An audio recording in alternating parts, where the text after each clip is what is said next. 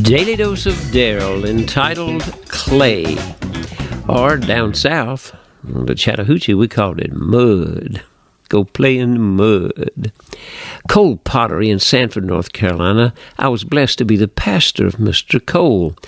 Many of his pieces were in the Smithsonian. He had special colors he put on them.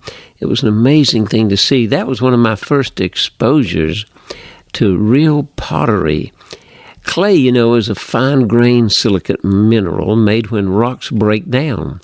Wet clay is soft and can be shaped to make pottery, bricks, and other things. When it is shaped and then fired in a kiln to make it hard, it becomes pottery. Clay often contains some water because the water molecules stick to the tiny grains. And so this is really how it works. The key, however, is being shapeable, clay in the potter's hands. Submission to the potter's hands, not taking the mission in our own hands. And a variety of shapes and uses have taken place through the years as the potter has envisioned how to shape this clay into a variety of items and a variety of colors. Clay is the kind of material that's formed through the process of weathering and erosion. Clay has the smallest particle size of any soil type.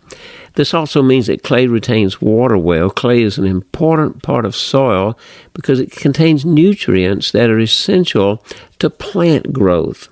It takes a long time for clay to form and a lot of wear and tear. You see the parallel with people. And the end result, though, is so worth it when you see a variety of types of items that come from clay. People first began to fire clay in China and Japan about 14,000 years before Christ.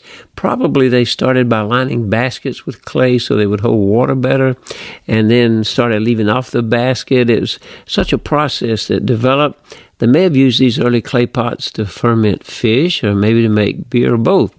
And ever since then, people have been making pots for different uses and plates and bowls and cups and so many different things. Just beautiful. Imagine how many generations of people have passed down this craft for others to enjoy, and how many still pass it down today. The Egyptians made kilns to place their clay pots in for fire, and it was lined with a kind of insulation brick that was made from a mixture of straw and clay, dried in the sun.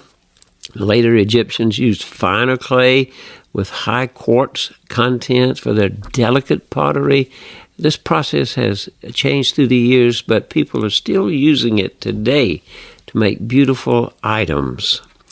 And so today, constant improvement and sharing of knowledge is one of the things that it points out is so important in clay and pottery. Pottery fragments found in South China cave have been confirmed to be 20,000 years old, making them the oldest known pottery.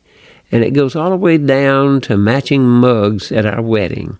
Same process, same item, clay. And people with unlimited imagination can almost develop anything.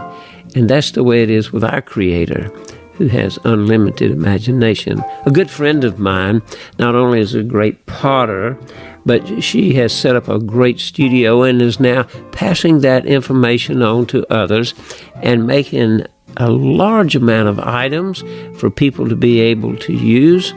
And I encourage you to check out that, because these items I found great uses for. They hold very well homemade pizza. And I'm sure you'll find the proper uses for items that are made with clay for you too.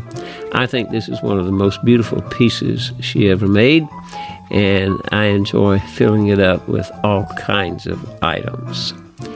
This Daily Dose of Daryl, entitled Clay, a simple substance from the beginning of creation, has been providing usefulness and creativity and teaching opportunities for generation after generation. But now, O Lord, you are our Father, we are the clay, you are our potter, We are all the work of your hand, Isaiah 64:8. Be shaped properly today by the potter's hand, and be useful each day as you go forth and share the good news with others. God bless you.